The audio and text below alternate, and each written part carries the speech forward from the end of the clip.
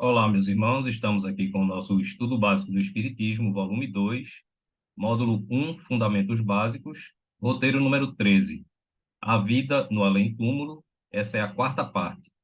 E na sequência nós temos a aula já de número 94. Lembrando sempre que quem está vendo esse vídeo pela primeira vez, né, aqui, aqui no nosso canal, esse aqui é o volume 2, tá, do Estudo Básico. O volume 1 já está publicado no nosso canal por completo. E quem se interessar realmente em aprender e estudar o Espiritismo deve começar lá das primeiras aulas, tá certo? Lá do volume 1, né? O estudo é uma sequência e para que você possa entender, não é, os assuntos do volume 2 é preciso que você tenha passado pelo volume 1, tá certo? Como eu digo sempre, se quiserem assistir a aula, não tem problema nenhum, pode assistir uma aula do volume 2, mas para ter o entendimento completo tem que começar lá do volume 1, ok? E aí, se por acaso vocês gostarem, né, do nosso estudo aqui, vocês se inscrevam aí, por favor, no canal, tá certo? Compartilhem aí, dê um likezinho, porque isso ajuda a gente manter o nosso canal funcionando na plataforma, tá? Então, vamos continuar. Esse assunto nós estamos tratando, não é, da vida dos espíritos no mundo espiritual, tanto os espíritos inferiores como os espíritos superiores, não é? Então, já tivemos três aulas, não é, sobre esse assunto, essa é a quarta aula, e agora nós estamos dando continuidade. Então, nós já falamos, né, como é que os espíritos se alimentam, quando eles voltam, quando eles desencarnam, já falamos onde é que eles vivem, já falamos, não é, das colônias, já falamos das regiões, das construções que existem na região do umbral, não é? Enfim, já estamos fazendo todo um apanhado, né, da vida dos espíritos além túmulo, tá? Então, estamos dando continuidade. Os espíritos medianos não se desvinculam de imediato do idioma pátrio da sua última encarnação. Então, o que isso está querendo dizer? Por exemplo, nós que somos aqui brasileiros, que falamos português, embora, mesmo que a gente já tenha tido e já tivemos, com certeza, outras encarnações em outros países, né, no continente europeu, asiático, enfim, no continente africano, nós temos o conhecimento desses idiomas que nós falamos nessas últimas encarnações. Só que agora, no momento, a gente não recorda disso, tá? Nós estamos ainda sob o efeito digamos assim, do manto do esquecimento.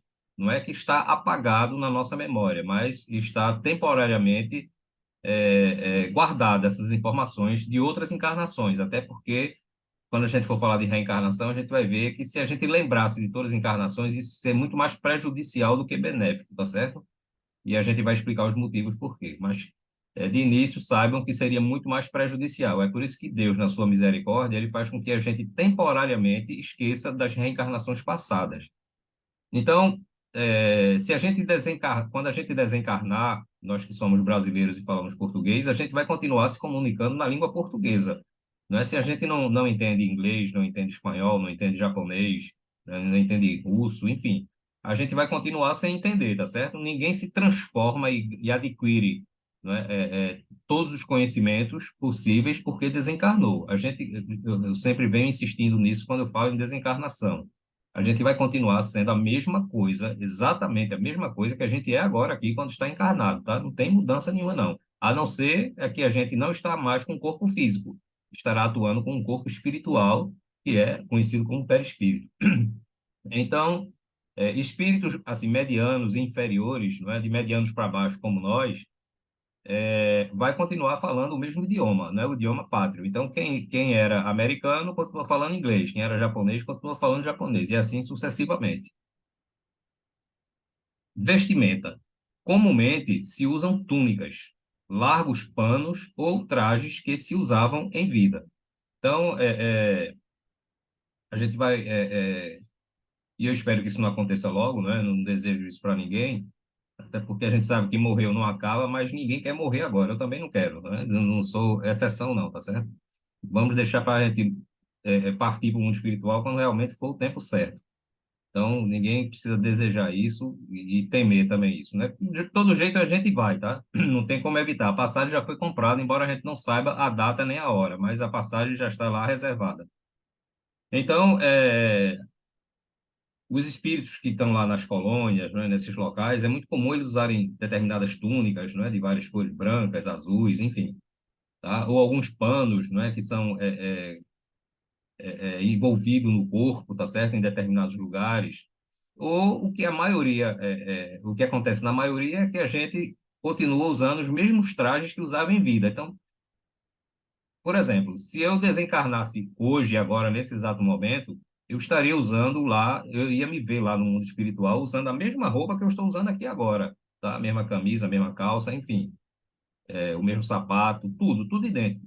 Mas por que isso? A roupa foi com a gente para o mundo espiritual? Não, não foi. É porque quando eu vesti essa roupa, a minha mente já gravou isso na memória, tá? A minha mente sabe que eu estou usando essa camisa azul, essa calça preta, esse sapato preto, enfim. Isso está memorizado, registrado na minha memória. Então, quando eu desencarnar, eu vou me ver dessa forma, porque a minha mente registrou. Não quer dizer que a minha roupa física foi comigo para o mundo espiritual, tá certo? É só uma mentalização, tá? Para ficar bem claro isso, para vocês entenderem. O vestuário dos menos evoluídos se relaciona ao gosto pessoal, às lembranças que guardam da vida corpórea. Então, os espíritos mais inferiores, não é? Eles vão se vestir, vão se ver vestidos, né, com os mesmos gostos que eles tinham quando estavam encarnados, tá certo? Como eu disse, não muda absolutamente nada. Ninguém evolui mais ou menos porque desencarnou. Usam vestimentas das mais simples às mais principescas. Né? Eu estou me referindo aqui aos espíritos inferiorizados, né? Que ainda estão na faixa dos classificados como os espíritos inferiores, tá?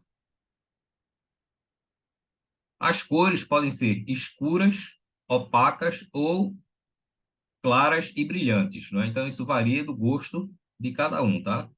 E lembrando que tudo isso é a mentalização, né? E quando se mentaliza, o perispírito assume a forma, tá? O perispírito ele se molda automaticamente ao pensamento, não é aquilo que a mente está produzindo, tá? Então, podem ser roupas pesadas ou vaporosas, não é?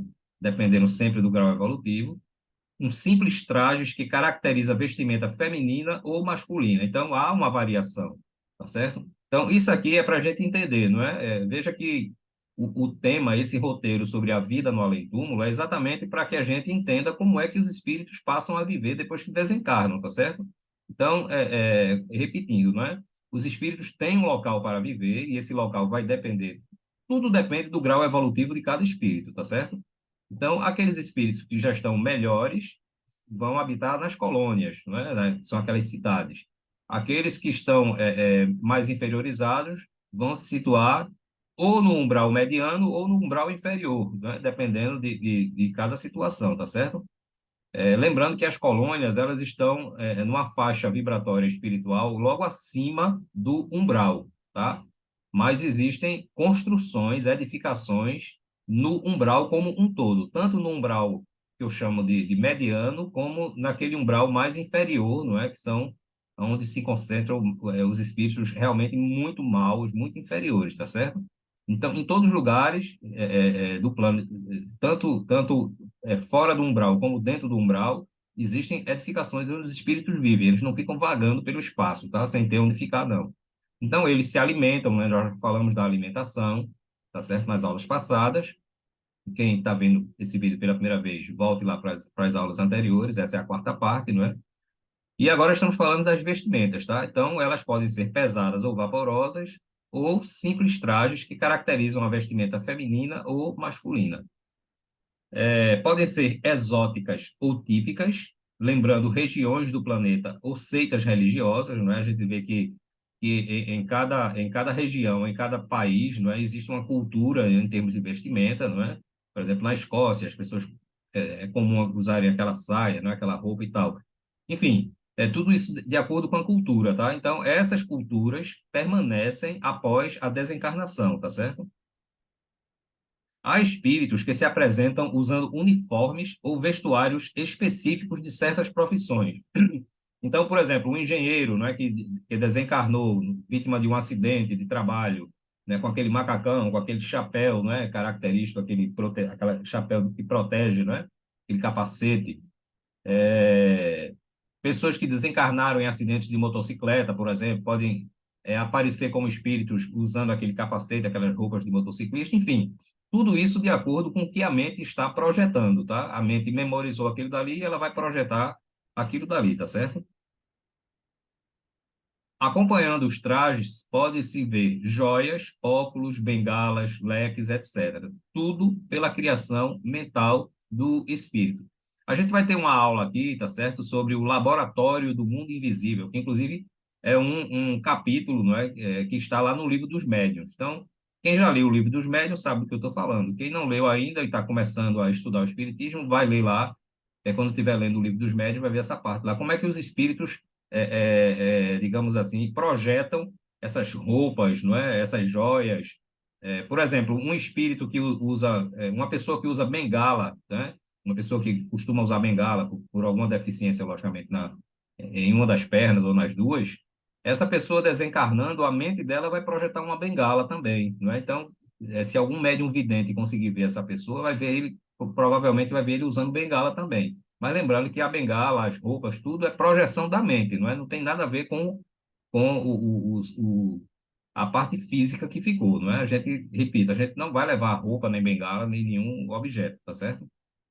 Tudo pela criação mental do espírito. Os mais adiantados se trajam e modificam a aparência das vestes conforme lhes apraz. Então, aqueles espíritos mais evoluídos, eles podem mentalizar, né, e modificar as vestimentas, os trajes, etc., de acordo com a necessidade e com o desejo deles, tá? Porém, os inferiorizados não conseguem fazer isso. Os inferiores ou criminosos, geralmente obsessores, têm aparência chocante pela fealdade ou miséria, pois se apresentam cobertos de andrajos e farrapos, empapados de lama ou embuçados em sudários negros. Então, veja que quanto mais inferior for o espírito, mais grotesca, né, digamos assim, a vestimenta deles, não é? A expressão deles, a forma, são caracterizadas pela fealdade, ou seja, pela feiura, não é? Ou pela miséria, ou as duas coisas juntas. Então, tudo isso nós somos o que a nossa mente é, tá certo? Então, se você é uma pessoa, por exemplo, negativa, né, que tudo para você é errado, que tudo para você não presta, não sei o quê, logicamente que você não vai projetar no seu perispírito uma coisa positiva, você vai sempre projetar coisas negativas. Então, para a gente entender como a mente da gente é poderosa, tá certo? A gente não consegue perceber esse poder da mente quando estamos encarnados, porque é mais difícil essa mente conseguir tornar o corpo físico plástico como é o perispírito, não é? O perispírito é muito mais sutil.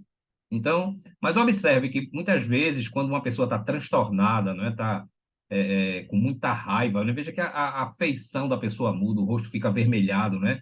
Os músculos se contraem, veja que a pessoa fica realmente mais feia, muito mais feia. Então, se a gente consegue modificar isso no corpo físico, né, mesmo que de forma mais sutil, digamos assim, imagine no perispírito, que é uma matéria muito mais rarefeita do que o corpo físico, não é? Muito mais maleável, muito mais plástica do que o corpo físico, tá certo? Então, essas pessoas, esses criminosos, né, essas pessoas que estão vivenciando ainda a maldade, elas, logicamente, que têm uma aparência é, é, é, é, que representa mais uma feiura, não é? Uma disformidade até, muitas vezes, do próprio perispírito, tá certo? Eles podem aparecer com mantos ou capas que lhes envolvem os ombros e a cabeça, ou mascarados por um saco negro enfiado na cabeça.